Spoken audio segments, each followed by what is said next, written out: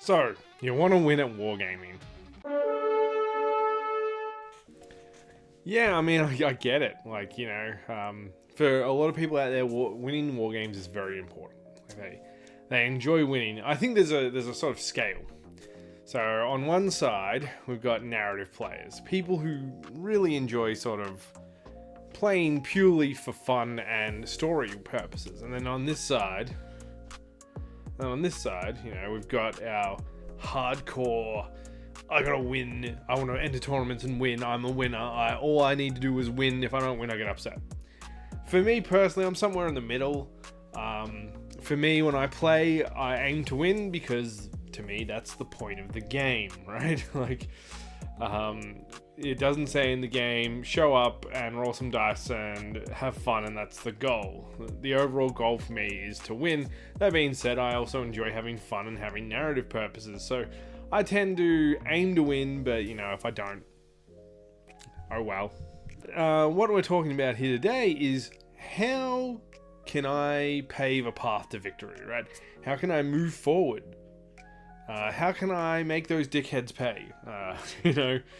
And so this is hopefully going to be a little bit informative for people out there who are a little bit sort of, I'm not quite sure how to go. I've actually fielded a few questions lately that I've been asked directly. I know, crazy. Like how to build lists, how to improve this, what strategies might you use with this list. And I thought I'd just make a general video so that people can just sort of take this and apply it to whatever game. Now, for me, I build my wargaming victories on four pillars. So the first pillar is know your playstyle, which we'll go into more detail on each pillar. So know your playstyle, so know how you play the game. The second one is list building. How do you build good lists? That's an important thing. Then we've got strategy and positioning on the table. So in this particular case, these are technically two different things, but I think they sort of share a pillar. So obviously strategy is knowing what your army does and what your goal with said army is. Positioning is how you actually position them on the table. Therefore, winning on the table. It's one thing to strategize and come up with a really awesome, cool strategy that everyone loves, and then there's a very different thing of actually putting that strategy into action. And then the fourth pillar, the one that everyone loves to hate, luck. Yes, you may have just felt the little hairs on the back of your head stand up, or if you are one of my viewers of the male genitalia, you may have just felt your balls tingle. That like, oh, this is not right tingle. When your significant other sits you down and goes, we need to talk. That kind of tingle. You know the one. So we're going to go through each section, and we're just going to quickly sort of have a bit of a chin wag about it. Well, I'm going to chin wag about it. I can't hear you. Feel free to leave a comment and I'll get back to you, but otherwise it's going to be a rather one-sided conversation. Me. So know your playstyle. So this one is actually pretty important. How do you play the game? So it's all well and good, if you play something like orcs and you know that you're an aggressive son of a bitch, like get in there, get the old shank hand going, just get the fucking chopper in there and just right. Maybe you're someone who likes to snipe someone from like 6k away while they're taking a piss in a trench. I don't know, but you know what playstyle you like, and figuring that out is important, because it's one thing to go, oh man, I really like close combat, and then picking Tau as your army. If you're wondering, that as an actual example, there were 4 Tau players I used to play with back in 5th edition. Yes? No, 4th, sorry. 4th edition. And, oh dear God, they all just wanted to have Kroot that kicked ass. And you want to know how many times I saw Kroot actually do something in close combat in all the games I played against Tau? Goddamn 0. They should have just dropped the 2 squads of Kroot they had and taken another fire team or something like that. It was a complete waste of time. Knowing what playstyle you're going to have lets you pick the correct army. As I said, if you're a close combat nut, something like orcs, or, friggin' Khorne, like war demons, something like that, Alien Hive, Tyranids, you know, those kind of armies. If you're a ranged guy, you know, pick an appropriate ranged army like Tau, Dao, Eternal Dynasty, you know, Adept Mech, something that is more suited for ranged purposes. Don't pick a close combat army because you're just not going to gel with it.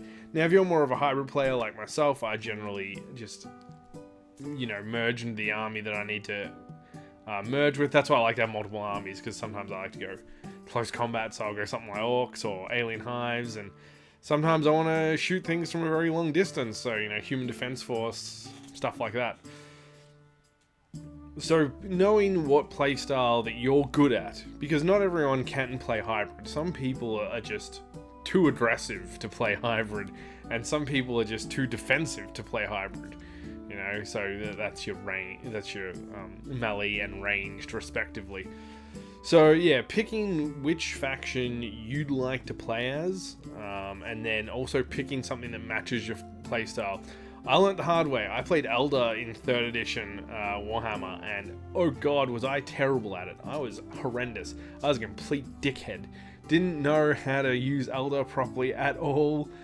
They did not match my playstyle. As soon as I swapped to Space Marines, I found a much more even playing field.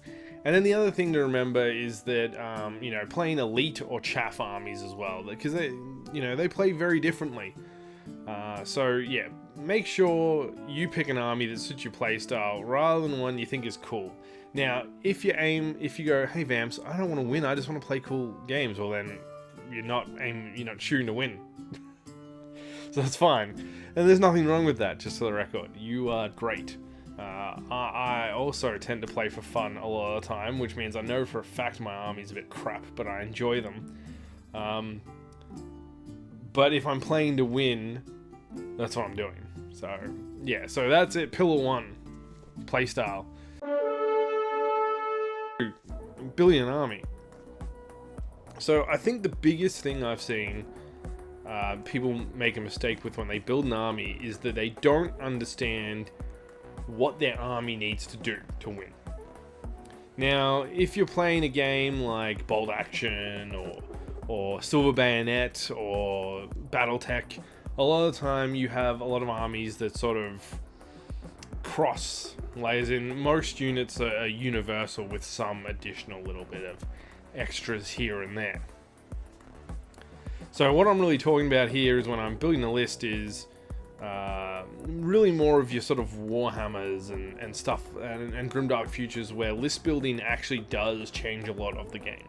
So that's not to say that you don't need some skill in building list if you're playing Bolt Action or Battletech or something. Obviously you need to know what makes your particular army good or what you like in a particular army. You know, Germans might be really good with machine guns, for example, and the British are really good at sniping, so you don't really want to cross them over. And in Bolt Action, from memory, it's not so much like that, but you get what I mean. So what you want to do is that I think a mistake that a lot of people make is that they take units that they think complement their army, but in fact do not. Kroot is a perfect example, at least back in the day. Because for me, Kroot shot worse than regular Tau, and Tau didn't really shoot that great. And then when you looked at their close combat stats, which they were better at, they were still not very good. They just weren't. So people who took Kroot units, I found, were just kind of like trying to patch a gap. They're trying to make a boat out of Flex Seal, right? Technically possible, but a horrible idea. Just get a boat. Don't waste time and points trying to bring the weaknesses of your army up to balance. Because the dude who then goes, my army's really good at close combat, so that's what I'll focus on. He's gonna roll you. He's gonna roll you in no time at all, because his army's specifically designed to play to the strength of that army. So yeah, play to the strength of your army when you're building a list, not try and make the weaknesses up. Also, watch out for red herring units. In every army list that sort of plays this, there are always some units that turn out they're crap. They might look good on paper, but in practice they are garbage. These units are bad, obviously, because they're red herrings. So if you end up, you take a unit and you're like, oh, this really isn't doing what I wanted to what should I do? Yeah, like, just don't use that unit. Get a new unit. You know, either change that unit into the new unit you want to, or sometimes you may have to buy a new unit. But that's why I suggest, if you go out and you're buying new units, buy one. Unless there's some type of insane deal where you're getting like 3 of them for like, you know, half price. So you're getting like, you're spending 1.5 to get 3. At that point, yeah, sure, go nuts at that point. But if you're paying full price or even 20% off or something, get one of them, see how they play, and if you don't like how they play, then you're good. I think if I was going to use a decent example, I'd probably say there's this dwarf unit in Grimdark Future. I think they're called Defenders, and they have counterattack, and they have counter, and counter's really strong. It's a really strong ability. Basically, when you get charged, you get to hit first. And on paper, these guys look like they should be good, or at least half decent, but in practice, they do nothing. They are not worth the points cost. Take a group of miners with ambush. They are much better. You can give them shotguns, which are a much better weapon. And yeah, it's just, don't fall for units that seem cheap and good, and make sure when you buy a unit, it's doing its job. And then pick units that match your playstyle and work and synergize well together. Definitely units that synergize well together, very good. You know, if you've got a unit that can buff another unit, that makes it even better, great. If you've got a unit that can protect another unit while they're moving up the field, and then you can use both units in tandem. Alright, speaking of which, using units in tandem, strategy and position. Alright, so the big thing to understand is, what is your goal with your army? So, and I don't mean like, oh, I want to win the game. Yeah, like, I get that. What I mean is, what steps do you take to have that army win? Are you focusing on capturing objectives? Are you focused on destroying the enemy? Are you focused on some type of hybrid strategy where you do a bit of both? Do you focus on a strategy where you steal the game in the last couple of turns? So, you know, you let your opponent get a bit of an advantage in the early game, and then you come back and hit them really hard. You know, all these things are very, you know, you need to sort of work out exactly what you're going to do with them. So when you make an army list, you then need to look at this army list and go, what is my prime strategy? And say your army has 2 really dangerous ambush units. Well, you might go, well, I need to get these guys into the back line and take out the threats. Great, there's a strategy right there. Drop you guys near threats. You know, if you've got a counter unit, as I said in the ambush video, you drop the counter unit near the unit it's got a counter, and you take it out. Obviously, also with positioning and by extension timing, knowing where to put your guys and then having them dropped at the right spot, and also having the advantage. So what I mean is like priority. You know, you don't want to drop an ambush unit in and have it get shot to pieces before it gets to do its job. Some units are lucky. Shifters or warp spiders, you know, they can sort of you know, hide behind terrain, like actually hide legitimately behind it and you can't shoot them, and then they jump out and just unleash hell. You know, those guys' position is not as vitally important with them. Obviously, making sure that they can teleport and be in range is still important, but, you know, one turn prior, they're not going to get absolutely murdered. But, you know, if you drop a close combat unit in, and then the enemy takes their turn, like has their turn first, and they hit it with a blast and blow the whole entire unit away. Well, that was a waste of points, wasn't it? And then you feel like a complete dickhead. You're just like, oh god, I just wasted that, you know, it's just gone. I may as well not even invested the points into it. So because of this, figuring out where to place your units is important. And also, not just for ambush, but a lot of units can work in tandem. So, for example, if you've got a unit that's a psychic or a caster or whatever, having them in a more centralized position so they can hit many units with their magic obviously is much better than putting them on a board edge and have them only really be able to affect half the field. Because the last thing you want is, you're coming up the left flank and something happens and you're like, oh man, I need that magic power. Where, you get +1 to hit, or they get -1 to hit, or whatever. Oh, oops, he's on the right flank. So here's my guys on the left flank, the guys are on the right flank, and I can't get there. So if you centralize that caster, obviously, then you can cover a much larger area. And obviously this also includes many other units. Preferably you want to stick your sort of most dangerous units in a centralized position, because the advantage of being able to move left or right is very good. Now obviously if your opponent has placed his really ridiculous unit on the right flank and you need your really ridiculous unit on that flank as well, yeah, like, that's positioning, that's smart. You're looking to counter that particular unit. But yeah, so making sure that you're positioned, that you have units covering each other, and that's really important. Remember that even the threat of a counterattack can be dangerous. So what I mean is say you've got your shooty guys. They're shooting some stuff up. He brings his close combat unit around and they're starting to get in a position to charge here. What can you do? Like, pull you guys back? I mean, that could be an option, but it could also lose you some tempo at that point.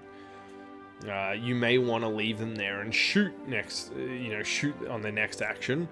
And even though they may get charged and die, you've set tempo. But maybe you're like, but I don't want to just give him that unit. That unit's valuable.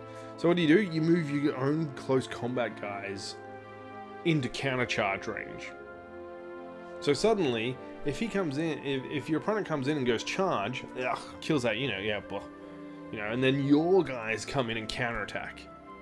And then what you've done is you've traded possibly one unit for two.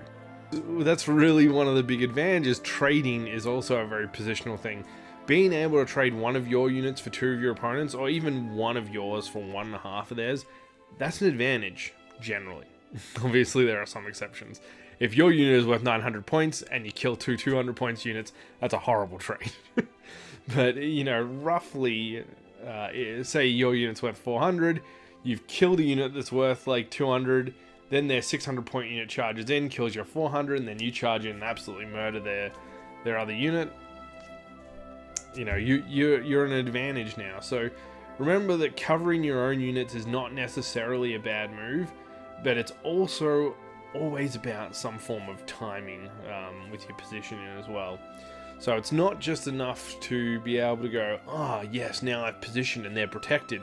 Because if this guy decides to shift front and hits your right flank completely and then pushes all the way into your rear, that's what she said,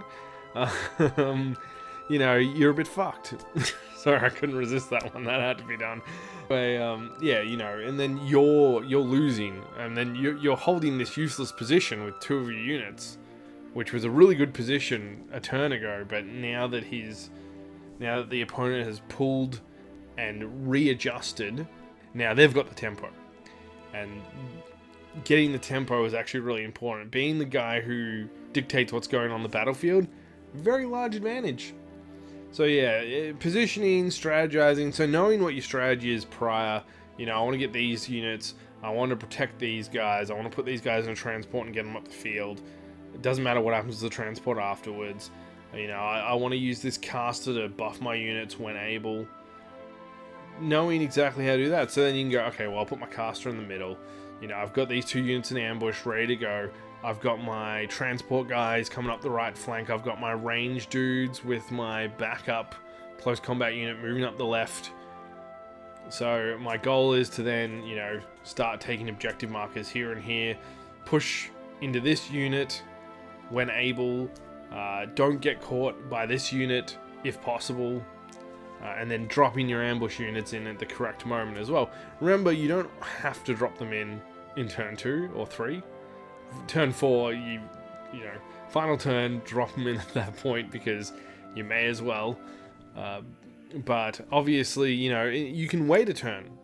because maybe that's more advantageous. I just played a game against my son, and I dropped my miners in turn 2 and took a point. There will be a battle report of this, actually. And then in turn 3, I dropped my other guys in order to position them into a centralized location. I would have liked to have been more aggressive with them, but they would have got countercharged because I outnumbered him by that point.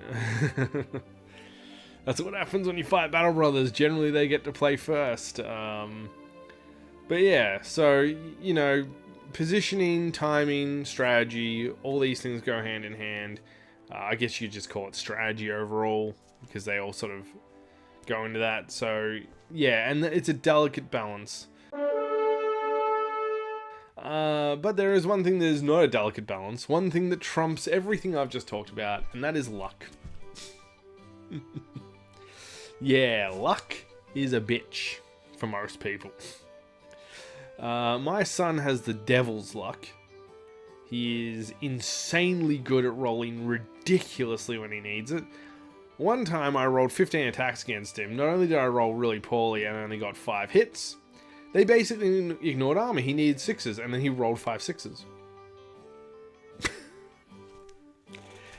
I still did win that game, but it was way closer than it should have been. This was when he was very young too. I think he was like about 6.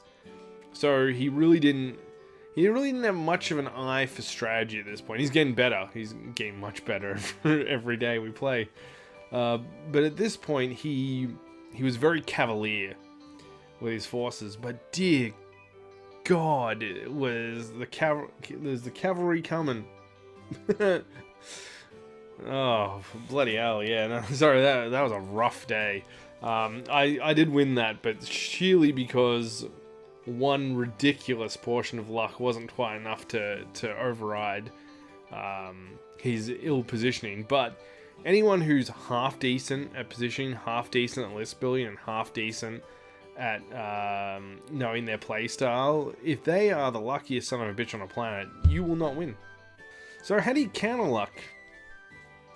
How do you like trick dice? Well, no, that's cheating. Don't cheat. Cheating's bad. That's not a strategy to win.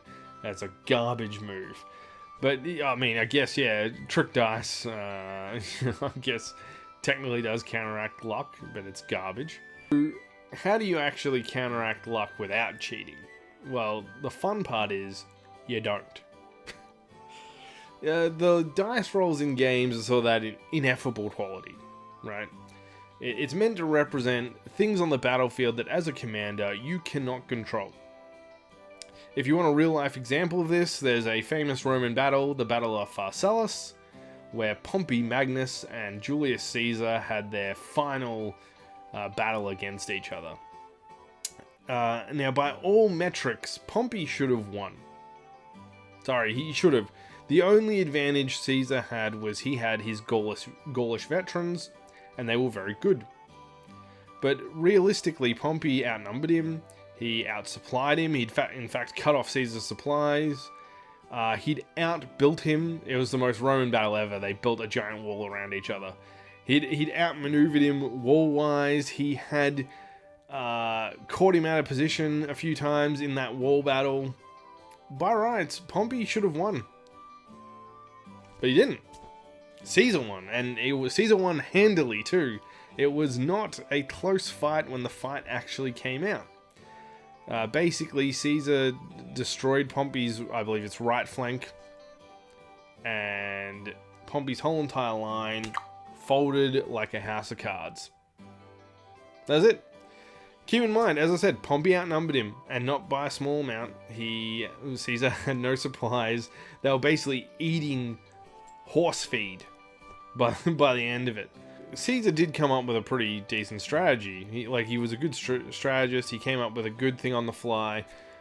But what was the deciding factor? Well, luck, basically. Pompey got unlucky. His line folded. It was bad. It shouldn't have, but it did. And so basically, if we were playing, if Pompey and Caesar were playing a war game, Pompey rolled all 1s and Caesar rolled all 6s. Now, it's not quite as simple as that. There's many historians out there who would probably disagree with my full assessment, but that's the idea behind it. That's why we have dice in war games, is to show that ineffable quality on the field, where your elite soldiers sometimes just, get distracted by their shoes. On closer inspection, these are loafers, and they get absolutely annihilated by a group of peasants holding shrubberies. That's it. But I know what you're saying. Vamps, explain, how do I counteract luck? You're sort of dancing around the issue. Well, it's because pretty much the first 3 pillars help you minimize luck, but you can never fully counteract it. You can minimize the effect of luck by understanding probability, understanding maths, and understanding how your units will function, and what a good strategy with them is. But at the end of the day, if you roll nothing but ones, say you get cursed by a witch on the way there. You accidentally knocked her kid's ice cream cone to the floor, and even though you apologized, you got the evil eye, and all you're doing is rolling 1. Subsequently, your friend from across the table walked under a double rainbow earlier, and he's only rolling 6s. Well, you just lose. Sorry. Yeah, I don't want to end on such a downer, but that's how it works. Luck kicks you in the nuts, and you just got to accept it. The good news is the chance of you rolling nothing but 1s and your opponent's rolling nothing but 6s is thin. And also, in something like Warhammer, it's not always good to roll double 6s, just for the record. For example, leadership check. The double 1 guy is always going to pass the leadership. Double 6 guy is always going to fail it. Of course, he's not going to take the leadership test because he's never going to lose any guys. Anyway, that's all I've got for my strategy ramble. So hopefully you've picked up a few tips. I will be doing more list building videos for, well, everything I'm playing. But there'll be some new Grimdark ones coming out. I'm going to do one on Wolf Brothers because I got requested to do one on Wolf Brothers, so I've already partially done one to help out someone on Reddit. I also am thinking, I'll just pick another couple at random. You know what? If you've got a suggestion, if you'd like to see a list built, leave a comment and I'll build one. It probably won't be next video or the video after because I got plans with those ones, but maybe the video after that. Anyway, guys, thanks so much for joining me. I really do appreciate it. You have a good one, and I will catch you on the next video. See yous.